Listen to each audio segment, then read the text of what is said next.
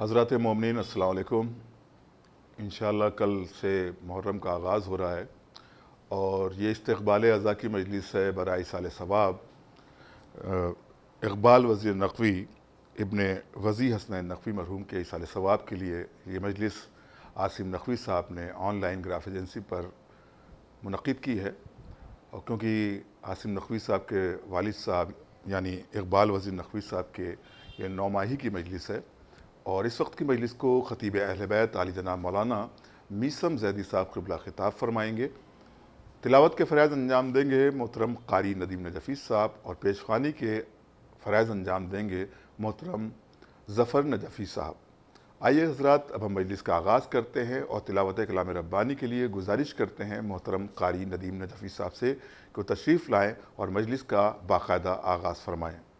اعوذ باللہ من الشیطان اللعین الرجیم، بسم اللہ الرحمن الرحیم، والضحى والليل إذا سجى ما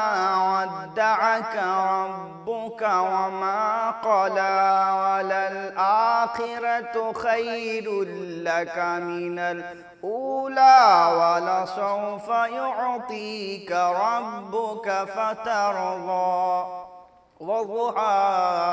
والليل إذا سجى ما ودعك ربك وما قلى وللآخرة خير لك من الأولى ولسوف يعطيك ربك فترضى ولسوف يعطيك ربك فترضى لم يجدك يتيما فآوى ووجدك ضالا فهدى ووجدك ضالا فهدى ووجدك عائلا فأغنى فأما اليتيم فلا تقهر وأما السائل فلا تنهر وأما بنعمة ربك فحدث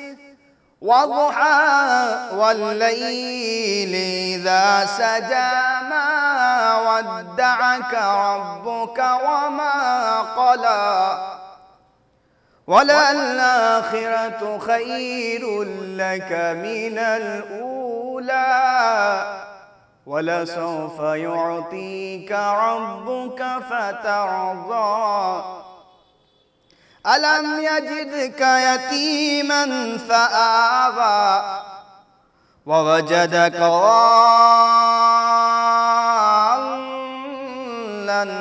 فهدى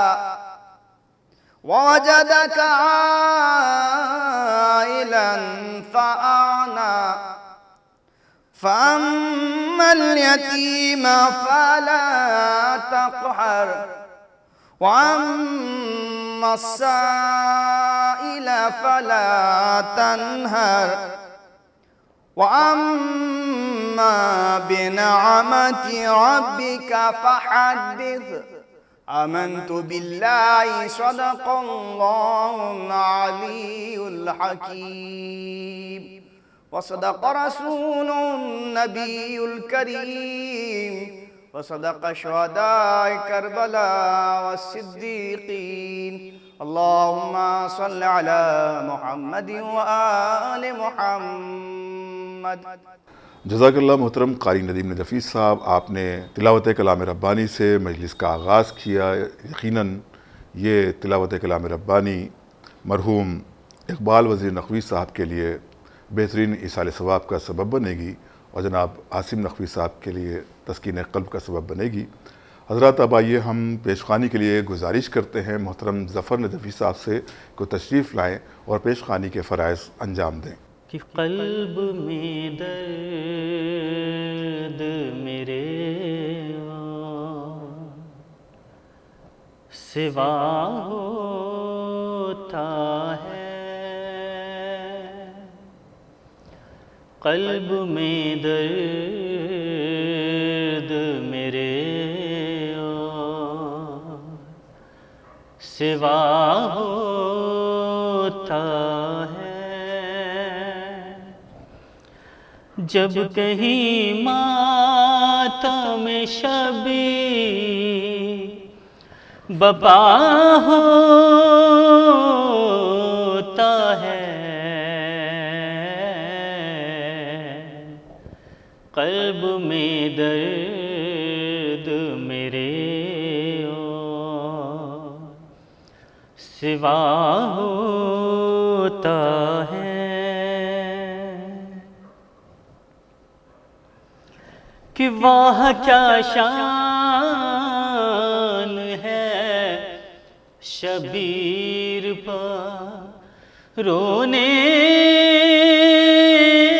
والوں، کہ واہ کیا شان ہے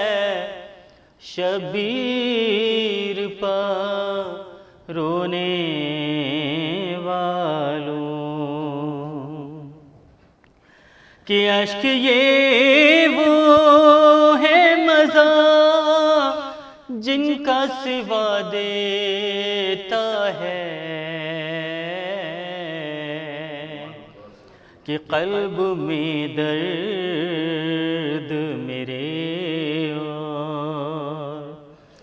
سوا ہوتا ہے، کہ شدت درد سے کہتی تھی سکینہ رو رو، شدت درد سے کہتی تھی سکینہ رو رو، اب تو سینے سے میرا سانس جدا ہوتا ہے، قلب میں درد میرے اور سوا ہوتا ہے، کہ جب چلے مرنے تو شبیر تو، کہ جب چلے مرنے کو شبیر تو بولی زینب،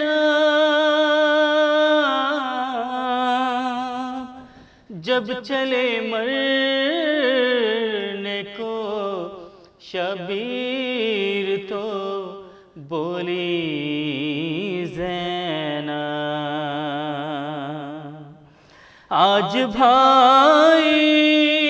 میرا غربت میں جدا ہوتا ہے،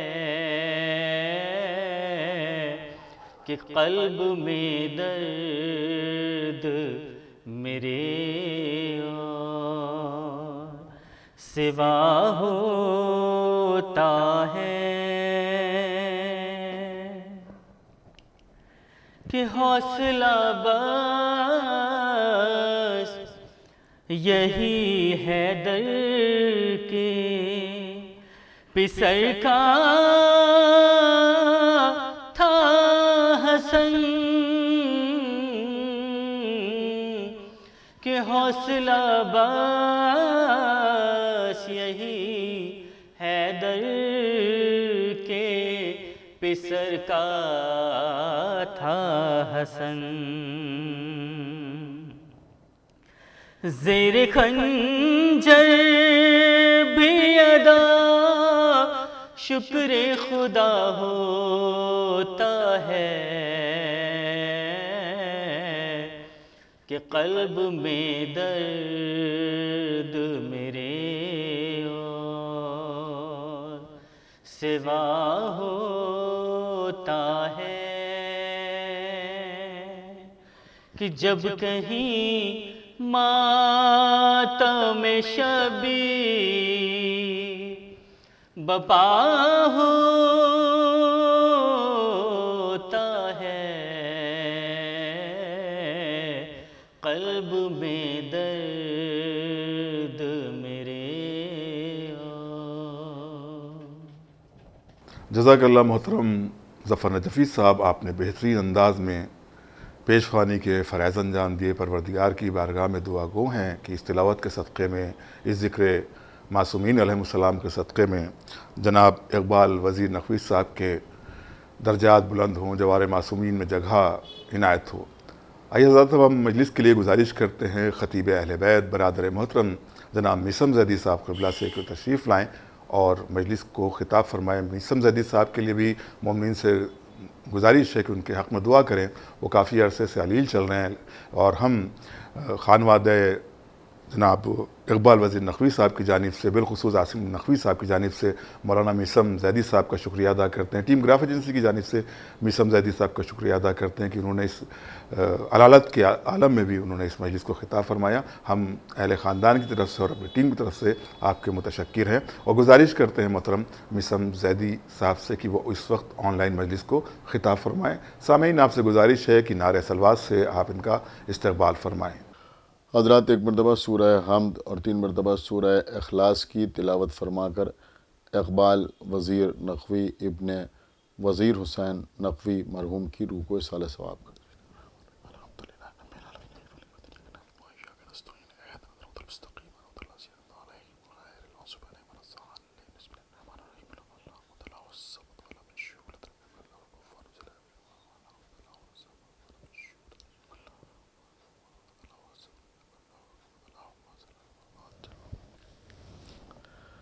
فاتحہ۔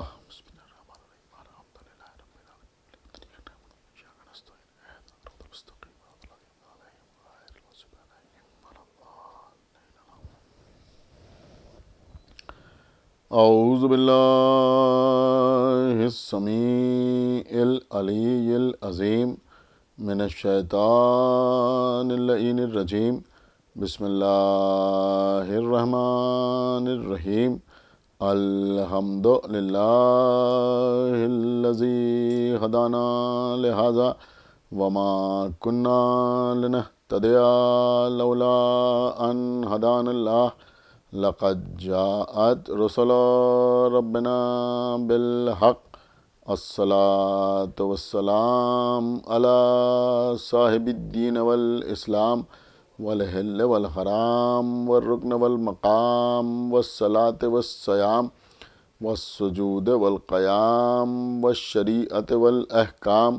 والحجت والبرہان والمحبت والعرفان والحق والبیان والکتاب والقرآن، سیدنا ونبینا وشفیعنا ومولانا ومولا الثقلین جد الحسن والحسین ابی القاسم محمد، اللہم صلی اللہ محمد وعلی محمد وعلی اہل بیتہ الطیبین الطاہرین المعصومین المظلومین المنتخبین المنتجبین الذین اذہب اللہ عنہم الرجس وطہرہم تطہیرا، اللہم وَلَعْنَةُ اللَّهِ عَلَىٰ أَعْدَائِهِمْ وَقَتْلَتِهِمْ وَغَاصِبِي حُقُوقِهِمْ وَمُنْكِرِي فَضَائِلِهِمْ وَمَصَائِبِهِمْ أَجْمَعِينَ مِنَ الْآنِ إِلَىٰ يَوْمِ الدِّينِ، اللهم عذبهم عذابا يستغيث منه أهل النار، آمين رب العالمين۔ اما بعد، فقد قال اللہ سبحانہ تبارک و تعالی فی کتابہ المجید وفرقانہ الحمید وقولہ الحق،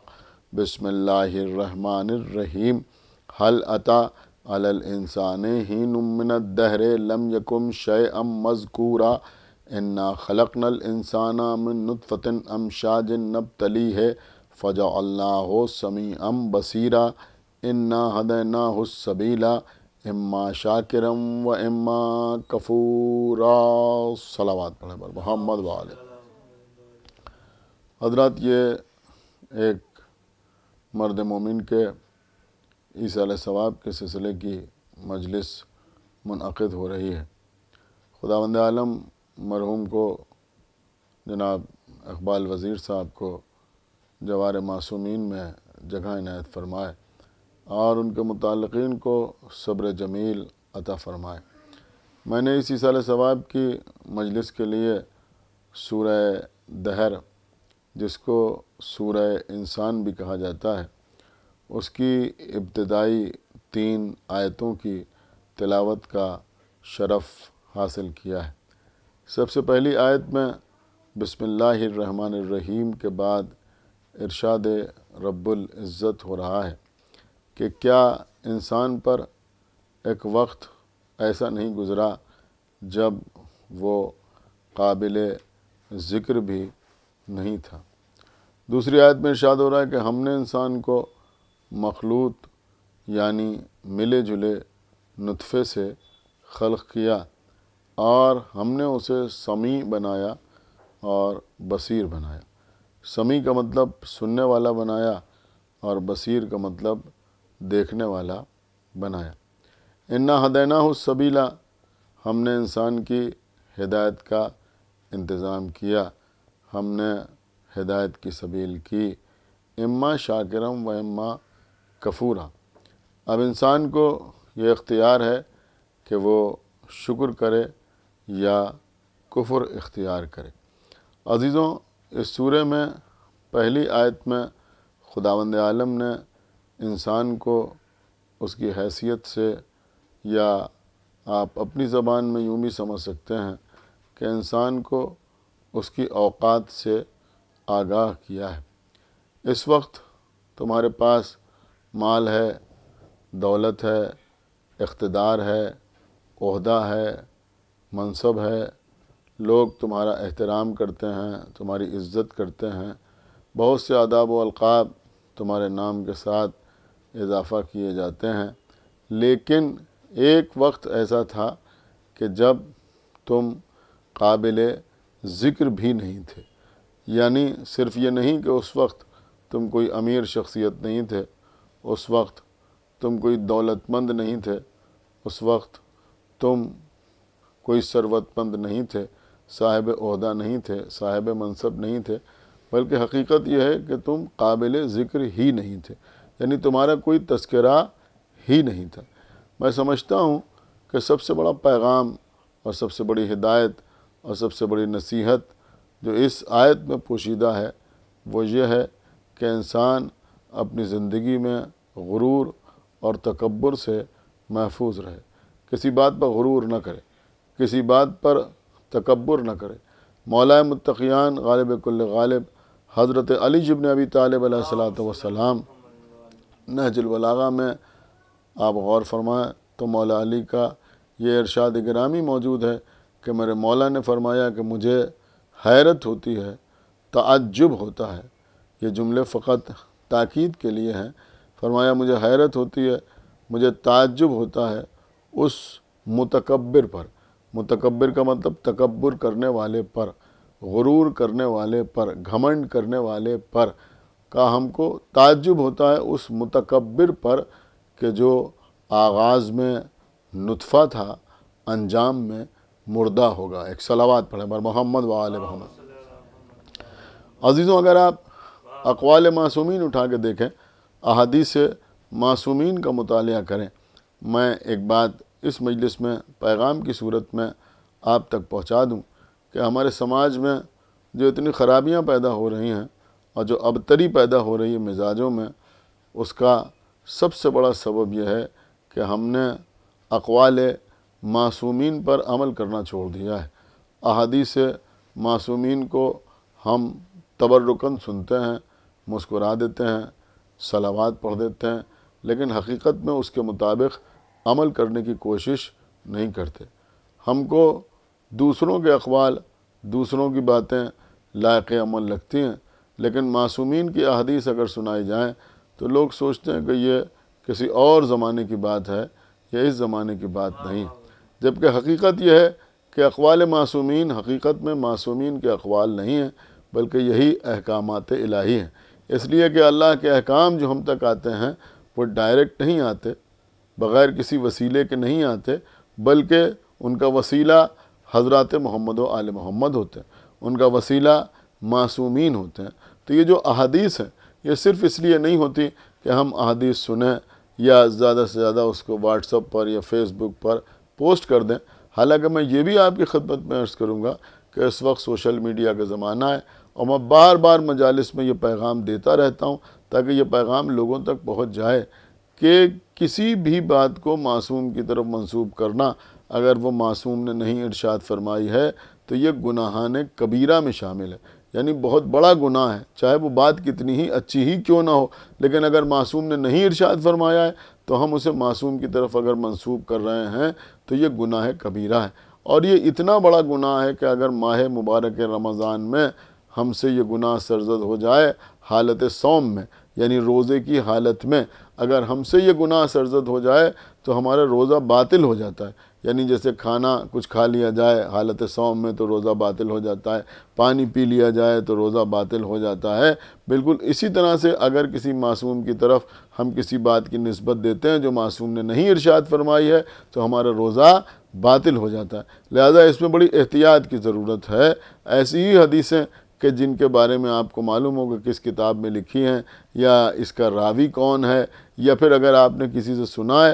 تو اس کا نام لے کے آپ اس کو بیان کیجئے کہ بھئی ہم نے فلاں عالم سے سنا ہے یا فلاں ذاکر سے سنا ہے یا فلاں خطیب سے سنا ہے، اس کا نام لے کے بیان کریں۔ دیکھیں مولا علی نے اس سلسلے میں ایک عجیب و غریب وضاحت فرمائی ہے جس کے اوپر غور کرنے کی ضرورت ہے۔ اصول کافی میں مولا علی نے فرمایا کہ جب کوئی روایت، جب کوئی حدیث تم تک آئے اور تم اس کو کسی کے سامنے بیان کرو تو راوی کا نام لے کے بیان کرو، یعنی تم راوی کا مطلب جس سے سنا ہے اس راوی کا نام لے کر بیان کرو۔ اس کے بعد میرے مولا فرماتے ہیں کہ اگر راوی سچا ہے، یعنی وہ حدیث سچی ہے اور تم نے راوی کا نام لے کر بیان کیا ہے تو اس اجر میں تم بھی شامل ہوگے۔ راوی نے بیان کیا ہے اور تم اسے بیان کر رہے ہو تو تم بھی اس اجر میں شامل ہوگے، تم کو بھی اللہ ثواب عطا کرے گا۔ اور اگر راوی جھوٹا ہے تو جھوٹ کی ذمہ داری راوی کی گردن پر ہوگی، تمہاری گردن پر نہ ہوگی، تم محفوظ رہو گے۔ لہٰذا اگر کوئی ایسی حدیث کبھی پوسٹ کیجیے، کسی کو سنائیے تو کم سے کم راوی کا نام لے کر۔ راوی کا مطلب یہ نہیں ہے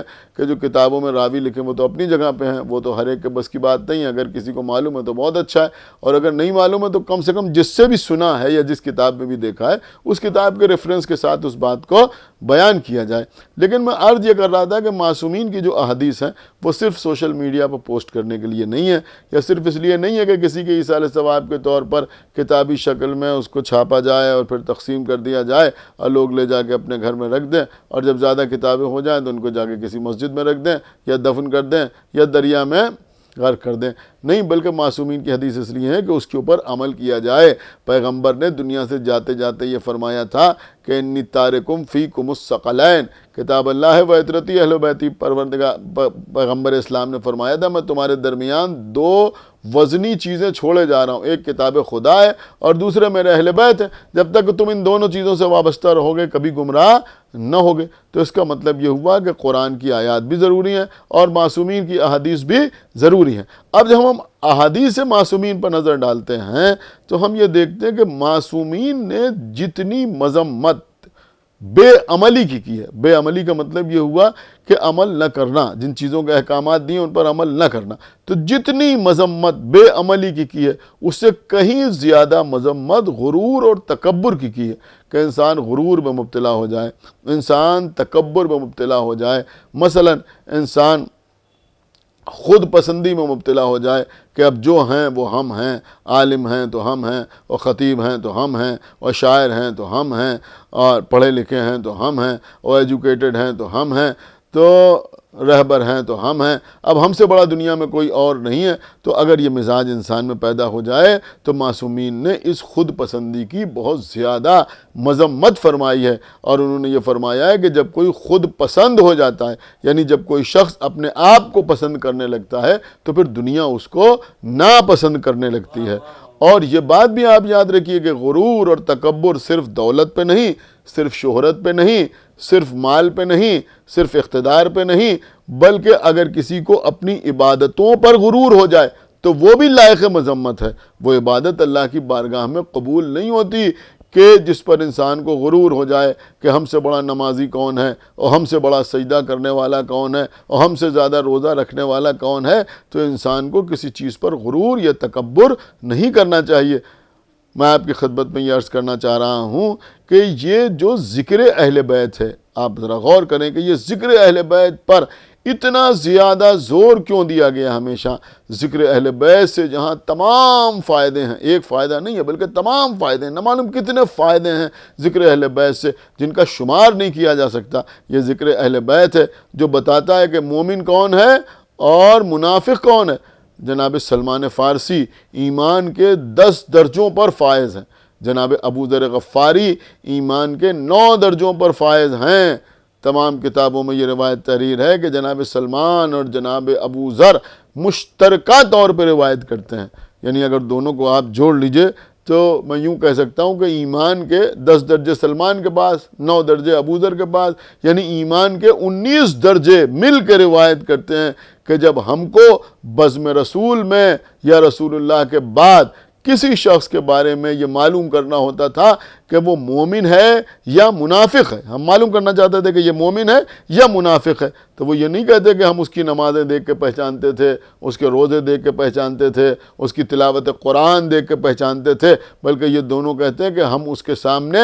ذکر علی چھوڑ دیتے تھے۔ اگر علی کا ذکر سن کر اس کا چہرہ کھل جاتا تھا تو ہم سمجھ لیتے تھے کہ مومن ہے، اور اگر ذکر علی سن کے اس کا چہرہ اتر جاتا تھا تو ہم سمجھ لیتے تھے کہ وہ منافق ہے۔ دیکھیے عزیزوں، یہ ذکر علی سن کر چہرے کا کھل جانا، میں سمجھتا ہوں یہ بھی آدمی کے اختیار میں نہیں ہوتا۔ چہرہ کب کھلتا ہے؟ کہ جب دل خوش ہوتا ہے، جب دل خوش ہوتا ہے تو انسان کا چہرہ کھل جاتا ہے۔ یہ آج جو لوگوں کا مزاج بن گیا ہے، انہوں نے کہا یہ خیبر، یہ خندق، یہ احد، یہ بدر، یہ ذوالفقار کا تذکرہ، یہ مولا علی کا باب خیبر اکھاڑنا، یہ علی کا پتھر پہ علم گاڑنا، اور یہ مولا علی کے فضائل اور یہ اہل بیت کے مناقب۔ اب وہ زمانہ نہیں ہے، اب ہمیں اس کی ضرورت نہیں ہے۔ دیکھیے کچھ لوگ سو کالڈ انٹلیکچوئلز جو بہت پڑھے لکھے بنتے ہیں، حالانکہ حقیقت یہ ہے کہ میں ہمیشہ ایک بات کہا کرتا ہوں کہ اس بات کی دعا کرنا ضروری ہے کہ قوم کے لوگ ترقی کریں، آگے بڑھیں، لیکن سب سے زیادہ دعا اس بات کی کیجئے کہ جو ترقی کرے وہ ترقی کرنے کے بعد بھی شیعہ رہے، اہل بیت کا چاہنے والا رہے۔ کہیں ایسا نہ ہو کہ تشیعی کو بھول جائے، ایسا نہ ہو کہ ذرا سا اللہ نے تھوڑی سی ترقی دے دی تو اب مجلس ہماری سمجھ میں نہیں آ رہی ہے، ماتم ہماری سمجھ میں نہیں آ رہا ہے، عزاداری ہماری سمجھ میں نہیں آ رہی ہے، ذاکری ہماری سمجھ میں نہیں آ رہی ہے، خطابت اب ہماری سمجھ میں نہیں آ رہی ہے، ماتم ہماری سمجھ میں نہیں آ رہا ہے، انجمنیں ہماری سمجھ میں نہیں آ رہی ہیں، شب داریاں ہماری سمجھ میں نہیں آ رہی ہیں۔ کیوں؟ انہوں نے کہا بھائی اب اس کی ضرورت نہیں ہے۔ اب دیکھیں یہ جملہ جو ہے، میں بہت ڈھونڈ کے آپ کے لیے لائے گا یہ جملہ کہ اب ہمیں اس کی ضرورت نہیں ہے۔ آپ کو معلوم ہمارے چھٹے امام امام جعفر صادق علیہ الصلوۃ والسلام صلوات پر اللہم صل، ارشاد فرماتے ہیں کہ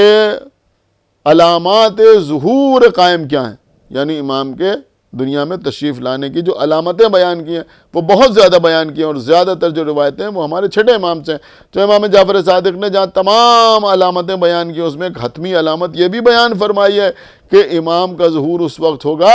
جب لوگ، اور اس کے بعد فرمایا کہ لوگ، اور بعض دوسری روایت میں ہے کہ فرمایا جہلا یہ کہنے لگیں گے کہ اب ہمیں آل محمد کی ضرورت نہیں ہے، تب امام کا ظہور ہوگا۔ میں آپ کے سامنے یہ بات عرض کرنا چاہ رہا ہوں کہ یہ کون لوگ کہیں گے کہ ہم کو آل محمد کی ضرورت نہیں ہے؟ یہ جو فرما رہے ہیں کہ آخر زمانہ میں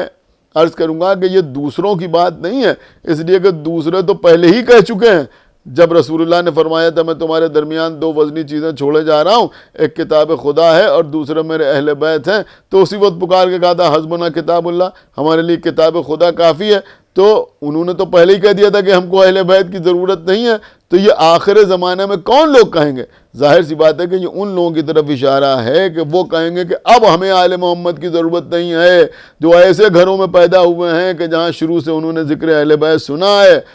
جنہوں نے مجلس ماتم کیا بھی ہے، کرتے ہوئے دیکھا بھی ہے، ان کے باپ دادا، ان کے گھر والے عزاداری بھی کر رہے ہیں، مجلس بھی کر رہے ہیں، ماتم بھی کرتے کرتے دنیا سے گزر گئے، لیکن اب وہ کچھ پڑھ لکھ گئے تو ان کی سمجھ میں آتا ہے کہ اب اہل بیت کے ذکر کی ضرورت نہیں ہے۔ نہیں عزیزوں، ذکر اہل بیت کی ضرورت تو قدم قدم پہ ہے، قدم قدم پر بغیر اہل بیت کے تذکرے کے نہ تو ہمارا عقیدہ قابل قبول ہے، نہ ہمارا کوئی عمل قابل قبول ہے۔ تو میں عرض یہ کر رہا تھا کہ جہاں تمام فائدے، تمام فیوز، تمام برکات، آج کے دور میں بھی میں آپ کی خدمت میں عرض کروں کہ اہل بیت کا ذکر ہی سب سے بڑی شفا ہے۔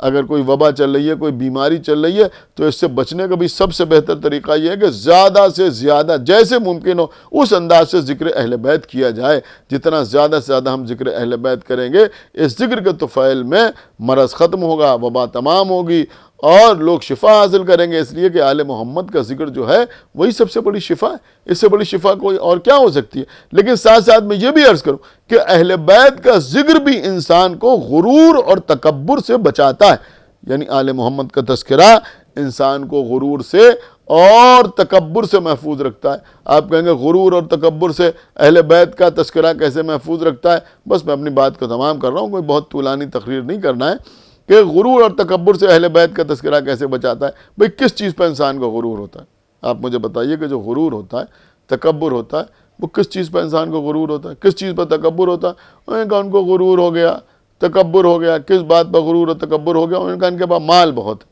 پیسہ بہت ہے۔ اب چونکہ پیسہ بہت ہے لہذا ان کو اپنے پیسے کے اوپر غرور ہو گیا۔ حالانکہ یہ نہیں سوچتے کہ جو اللہ انسان کو مال عطا کرنے والا ہے وہی چاہے تو لمحے میں مال کو چھین لینے والا بھی ہے۔ صلوات پڑھیں پر محمد و آل محمد۔ اس لیے کہ اللہ نے جو قرآن میں کہا ہے کہ ہم مال کے ذریعے بھی انسان کا امتحان لیتے ہیں، اور بھی چیزوں کے ذریعے امتحان ہوتا ہے، تو اللہ مال دے کے بھی امتحان لیتا ہے اور مال واپس لے کے بھی امتحان لیتا ہے۔ دونوں طرح سے انسان کا امتحان ہوتا ہے۔ بلکہ خطیب العرفان مولانا مرزا محمد اشفاق صاحب قبلہ اس سلسلے میں بڑا خوبصورت سے جملہ ارشاد فرماتے تھے، مجھے یاد آ رہا ہے، لہذا ان کو بھی کچھ ایصال ثواب ہو جائے، میں آپ کی خدمت میں عرض کروں کہ وہ فرماتے تھے کہ اللہ مال دے کر، دیکھیے اس سے بہتر جملہ نہیں ہو سکتا، وہ کہتے تھے کہ اللہ مال دے کر ظرف کا امتحان لیتا ہے اور مال کسی سے واپس لے کر اس کے صبر کا امتحان لیتا ہے۔ ایک صلوات پڑھیں پر محمد و آل محمد۔ تو بہرحال مال آ گیا، تو اب مال آ گیا تو غرور، تکبر پیدا ہو گیا۔ لیکن یہ غرور اور تکبر بھی انسان کا ذکر اہل بیت سے دور ہوتا ہے۔ کیسے ذکر اہل بیت سے دور ہوتا ہے؟ میں سمجھتا ہوں کہ کوئی بہت طویل بات آپ کی خدمت میں نہ عرض کروں، صرف ایک جملہ عرض کر دوں کہ کوئی کتنا ہی بڑا مالدار کیوں نہ ہو، لیکن اگر ذہن میں یہ بات رہے کہ ہم اس کے شیعہ ہیں کہ جو جناب امیر ہے، ایک صلوات پڑھیں پر محمد و آل محمد، تو صرف یہ جملہ کافی ہے کہ ہم جناب امیر کے شیعہ ہیں۔ کوئی کتنا ہی بڑا مالدار کیوں نہ ہو، کوئی کتنا ہی بڑا ثروت مند کیوں نہ ہو، لیکن اس علی کا شیعہ ہے کہ جو جناب امیر کہلاتا ہے۔ اور جناب امیر اس لیے نہیں کہ وہ اپنے سر کے اوپر ہیروں سے جڑا ہوا تاج رکھتے تھے، اس لیے نہیں کہلاتے کہ وہ زرعی قبا پہنتے تھے، بلکہ علی جناب امیر اس لیے کہلاتے ہیں کہ میرے مولا نے فرمایا کہ اس دنیا کو میں نے 3 مرتبہ طلاق دے دی۔ ایک صلوات پڑھیں پر محمد و آل محمد۔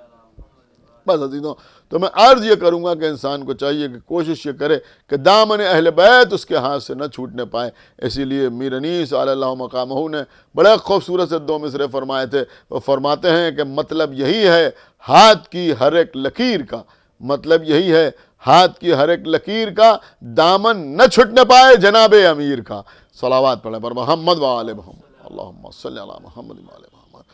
بس عزیزوں، تو اگر مال پر غرور ہے تو اہل بیت کا تذکرہ ہو تو مال کا غرور ختم ہو جاتا ہے۔ کسی کو شخصیت پر غرور ہو جائے کہ ہم سے بڑی شخصیت کس کی ہے، بہت بڑی شخصیت ہماری ہے، تو ارے شخصیت پر غرور کر رہے ہو، تو شخصیت کی بلندی پر غرور کر رہے ہو، ارے یہی کافی ہے کہ تمہیں شخصیت پر غرور ہے اور ہمارے مولا کا نام ہی علی ہے۔ علی کا مطلب ہی ہوتا ہے بلند۔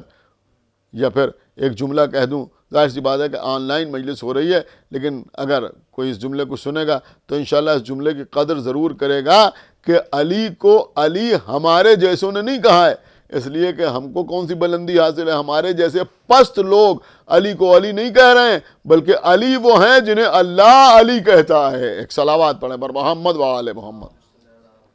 تو اب ظاہر سی بات ہے کہ اگر شخصیت کی بلندی کے اوپر کسی کو ناز ہے تو وہ بلندی پر ناز بھی تمام ہو جاتا ہے جب ذہن میں علی رہتے ہیں۔ اب اگر کسی کو اپنی نمازوں پر ناز ہو جائے کہ ہم سے زیادہ نماز پڑھنے والا کون ہے، ہم سے زیادہ سجدے کرنے والا کون ہے، تو پھر وہ بھی سمجھے کہ بھئی ہماری نمازیں کیسی نمازیں جس میں دنیا بھر کے خیالات ہمارے ذہن میں آتے ہیں۔ اگر اللہ ہماری نمازوں کو قبول کر لے تو یہ فضل ہے، احسان ہے، اور اگر نہ قبول کرے تو انصاف ہے، عدل ہے، اس لیے کہ اس پہ وہ کیفیت ہی نہیں کہ جو کیفیت ہونا چاہیے۔ نماز تو ہم اس لیے پڑھتے ہیں کہ اللہ نے ہم پر واجب قرار دی ہے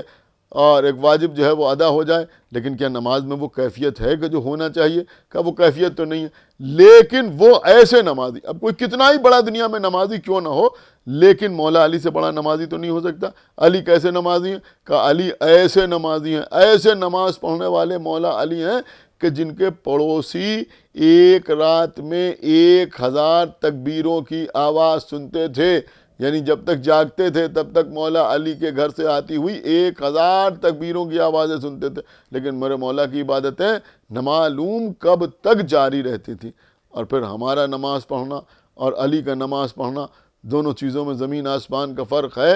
کتاب کا نام ہے لوائج الاحزان، اس میں لکھا ہے کہ مولا علی کے لیے رسول اللہ نے ارشاد فرمایا کہ یا علی 7 سال تک، 1 سال 2 سال 3 سال نہیں، بلکہ فرمایا 7 سال تک، 7 ایئرز تک، 7 سال تک ملائکہ تم پر اور مجھ پر صلوات بھیجتے رہے۔ کیوں صلوات بھیجتے رہے؟ کہ اس لیے کہ اس وقت ہم اور تم اللہ کی نماز پڑھتے تھے اور ہمارے علاوہ کوئی اور نمازی نہیں تھا، تو فرشتے صلوات پڑھ پڑھ کر ہماری نماز سے نماز سیکھتے تھے۔ اس کا مطلب یہ ہوا کہ فرشتوں نے ان کے رکوع سے رکوع سیکھا، ان کے قیام سے قیام سیکھا، ان کے سجدوں سے سجدے سیکھے، ان کی تسبیح سے تسبیح سیکھی۔ ایک جملہ کہہ کے آگے ضرور پڑھوں گا کہ فرشتے بھی جو نماز پڑھتے ہیں وہ کسی اور کی جیسی نماز نہیں پڑھتے، یا محمد جیسی نماز پڑھتے ہیں، یا علی جیسی نماز پڑھتے ہیں، یا یوں سمجھیں کہ محمد رسول اللہ والی نماز پڑھتے ہیں، علی ولی اللہ والی نماز پڑھتے ہیں۔ ایک صلوات پڑھیں پر محمد و آل محمد۔ بس عزیزوں، بات کو تمام کر رہا ہوں کہ فرشتوں نے بھی 7 برس تک محمد و آل محمد پر صلوات پڑھی اور پھر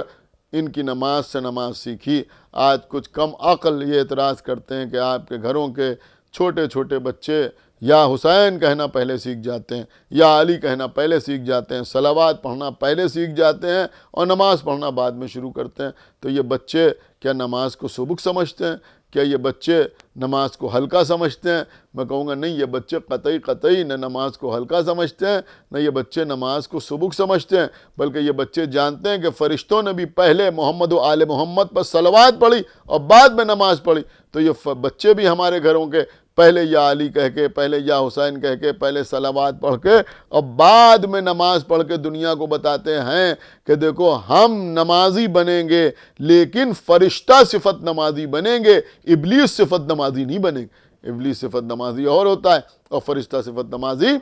اور ہوتا ہے۔ تو عزیزوں، میں عرض یہ کر رہا تھا کہ اگر آل محمد ذہن میں رہیں تو انسان کبھی غرور اور تکبر میں مبتلا نہ ہوگا۔ دیکھیے عزیزوں، جہاں انسان مال پر غرور کرتا ہے، جہاں انسان دولت پر غرور کرتا ہے، جہاں انسان شخصیت پر غرور کرتا ہے، جہاں انسان اپنے اعمال صالحہ پہ غرور کرتا ہے، وہیں ایک غرور کبھی کبھی اور ہوتا ہے۔ کبھی کبھی لوگوں کو اپنے غم پر غرور ہو جاتا ہے۔ آپ کہیں گے غم پر غرور کیسا؟ ہاں، غم پر بھی غرور ہو جاتا ہے۔ کبھی کبھی لوگ ملتے ہیں کہ صاحب ہمارے یہاں تو اتنی موتیں ہو گئیں، اتنے لوگ اس دنیا سے گزر گئے، اب ان کو اسی کے اوپر ناز ہو گیا، اب اتنے لوگ مر گئے، اتنے لوگ ہمارے گھر سے جنازے نکل گئے، یہ ہو گیا وہ ہو گیا، اتنی مصیبتیں ہم پر پڑیں، اتنے مصائب ہم نے جھیلے۔ تو عزیزوں، اس کے لیے بھی اہل بیت کا تذکرہ ہمارے سامنے ہے کہ دیکھو تمہارا غم کتنا ہی بڑا غم کیوں نہ ہو، کتنے ہی غم تمہارے اوپر کیوں نہ آئیں، کتنی ہی مصیبتیں تمہارے اوپر کیوں نہ آئیں، لیکن تمہاری مصیبتیں، تمہارے مصائب اہل بیت کے مصائب کے سامنے کچھ نہیں ہیں۔ ہاں عزیزوں، صرف غرور کو نہیں بلکہ ٹوٹے ہوئے دلوں کو جوڑنے کے لیے بھی اہل بیت کے مصائب ہمارے سامنے آتے ہیں۔ خداوند عالم مرحوم کے درجات کو عالی کرے۔ بس چند جملے مصائب کے اور تقریر تمام ہو رہی ہے۔ آپ ذرا غور کریں کہ دنیا میں اگر کسی گھر میں کوئی ایک جنازہ ہو جائے، کوئی دنیا سے گزر جائے، تو لوگ تعزیت پیش کرنے کے لیے آتے ہیں، دلاسا دینے کے لیے آتے ہیں، غسل و کفن کا اہتمام کرنے کے لیے آتے ہیں، جنازے کو کاندھا دینے کے لیے آتے ہیں۔ لیکن یہ اہل بیت کا گھرانہ ہے جہاں عجیب عالم، پیغمبر اسلام کا جنازہ، اس رسول کا جنازہ کہ ساری دنیا جس رسول کا کلمہ پڑھ رہی ہے، اس رسول کا جنازہ چند آدمیوں میں مولا علی اٹھا رہے ہیں، مولا علی اپنے ہاتھوں سے غسل دے رہے ہیں، کفن پہنا رہے ہیں۔ لوگ حکومت سازی میں مصروف ہیں، حکومت سازی میں مصروف ہے، اور اللہ کے رسول کا جنازہ پڑا ہوا ہے۔ میں سوچتا ہوں کہ صرف امام حسین کے مصائب نہیں، ذرا آپ رسول اللہ کے مصائب پر بھی تو غور کیجئے۔ اور صرف یہی نہیں بلکہ رسول کی بیٹی کے اوپر ایسے ستم، ایسے ظلم، پیغمبر کے دنیا سے جانے کے بعد سب سے بڑا ظلم تو یہی کہ بیوی کو اپنے بابا پر رونے نہیں دیا جا رہا ہے، اور ملعون قسم کے لوگ آ کے کہہ رہے ہیں یا علی فاطمہ سے کہہ دیجئے کہ یا دن میں رویا کریں یا رات میں رویا کریں، ان کے دن اور رات رونے سے ہمارے کاموں میں خلل پڑتا ہے۔ کیا علی ہمارے کاموں میں خلل پڑتا ہے، ان سے کہہ دیجئے دن میں رویا کریں یا رات میں رویا کریں۔ تو رسول اللہ کہ دنیا سے گزرنے کے بعد بی بی فاطمہ زہرا کے رونے کے لیے مولا علی نے ایک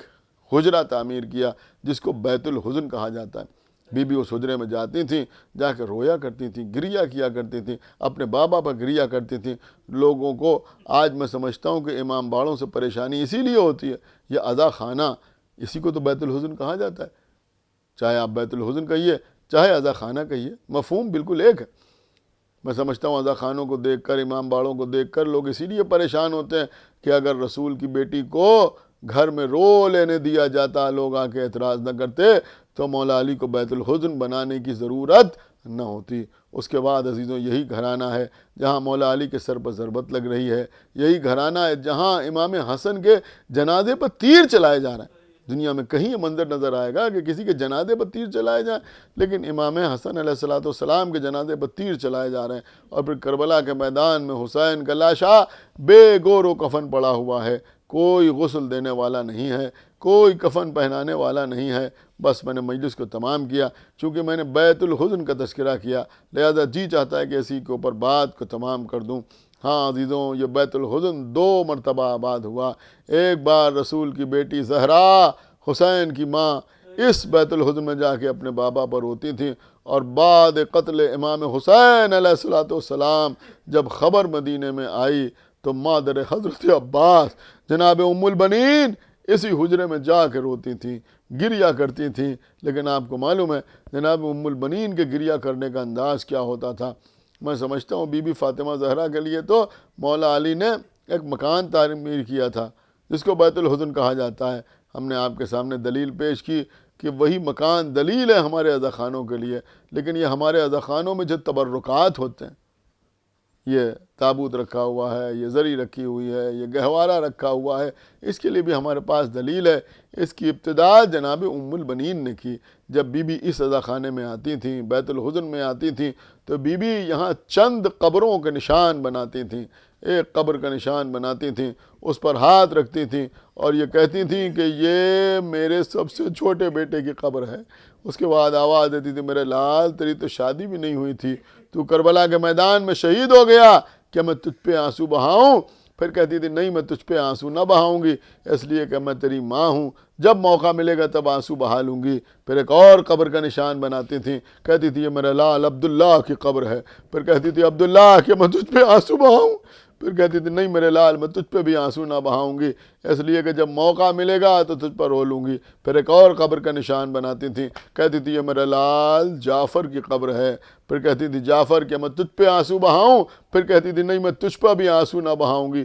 پھر ایک اور قبر کا نشان بناتی تھیں اور یہ کہتی تھیں کہ یہ میرے لال عباس کی قبر ہے۔ پھر کہتی تھی میرے لال تیرے سینے پہ تیر لگا، تیرے چہرے پہ اتنے تیر لگے، تیری آنکھ میں تیر پیوست ہو گیا، تیرا داہنا بازو قلم ہوا، تیرا بایاں بازو قلم ہوا، تیرے سر پر گورز لگا، تو کربلا کے میدان میں شہید ہو گیا۔ پھر کہتی تھی کہ تیرا غم تو مجھے بہت ہے، مگر میں تجھ پر بھی آنسو نہ بہاؤں گی، اس لیے کہ میں تیری ماں ہوں، بعد میں موقع ملے گا تو تجھ پر رو لوں گی۔ پھر ایک اور قبر کا نشان بناتی تھیں اور یہ کہتی تھیں کہ یہ میرے لال حسین کی قبر ہے، یہ سیدہ کے بیٹے حسین کی قبر ہے۔ اور پھر ایک نعرہ مارتی تھی واہ حسینہ، واہ حسینہ، اور یہ فرماتی تھی میں تو سیدہ کے لال حسین کا ماتم کروں گی۔ اور جب بی بی واہ حسینہ کی آواز بلند کرتی تھیں تو بقیع کے ذرے ذرے سے واہ حسینہ کی آواز بلند ہوتی تھی۔ تقبل منا پروردگار جو واسطہ محمد والے محمد کا ہماری اس عبادت کو قبول فرما۔ پروردگار جو واسطہ محمد والے محمد کا تمام مجلس سننے والے اور تمام مجلس کرنے والوں کہ دلی حاجات کی تکمیل فرما۔ پروردگار جو واسطہ محمد وال محمد کا ہم کو اعمال صالحہ کی توفیق عنایت فرما، ہمارے عقائد کو صحیح و سالم رکھ، ہم جب تک زندہ رہیں آل محمد کی محبت اور ان کے دشمنوں کی عداوت پہ زندہ رہیں اور دنیا سے جائیں تو یہ دونوں عظیم ترین نعمتیں اپنے ساتھ لے کے جائیں۔ پروردگار جلد از جلد ہمارے امام زمانہ کا ظہور فرما اور ان کا اصحاب اور انصار میں ہمارا شمار فرما۔ حضرات ایک مرتبہ سورہ حمد اور 3 مرتبہ سورہ اخلاص کی تلاوت فرما کر جناب اقبال وزیر صاحب مرحوم ابن وزیر حسین نقوی صاحب مرحوم کی روح الحمدللہ رب العالمین۔ جزاک اللہ محترم میثم زیدی صاحب، پروردگار آپ کے علم میں اضافہ کرے، پروردگار آپ کو صحت کے ساتھ زندگی عطا کرے، اور یقیناً یہ مجلس جناب اقبال وزیر نقوی ابن وزیر حسنین نقوی مرحوم کے لیے بہترین ایصال ثواب کا سبب بنے گی، اور ان کے متعلقین بالخصوص ان کے صاحبزادے عاصم نقوی صاحب کے لیے اور تمام اہل خاندان کے لیے تسکین قلب کا سبب بنے گی۔ حالات حضرات پیش نظر ہیں، کووڈ-19 کے حالات ہیں، اور کسی بھی شہر کسی بھی صوبے میں عزاداری کی اجازت نہیں ملی ہے۔ اب اپنے گھر کو ہی ہمیں فرش عزا بچھا کر اپنے مصلی کو ہی فرش عزا بنانا ہوگا، اور پروردگار کی بارگاہ میں دعا کرنا ہوگی کہ پروردگار اس وبا کو دور کر اور امام زمانہ اجل اللہ تعالیٰ فرجہ شریف کا ظہور جلد سے جلد ہو، تاکہ اس وبا سے ہم سب کو راحت مل سکے، اور جس طرح سے فرش عزا ہم بچھاتے تھے، جس طرح سے جلوس ماتمی میں ہم شرکت کرتے تھے، اس طرح سے کر سکیں۔ حضرات خدا حافظ۔ انشاءاللہ گراف ایجنسی پر مستقل مجالس کا سلسلہ، نوحے کا سلسلہ جاری ہے، اس میں آپ ضرور آن لائن شرکت کریں۔ خدا حافظ والسلام۔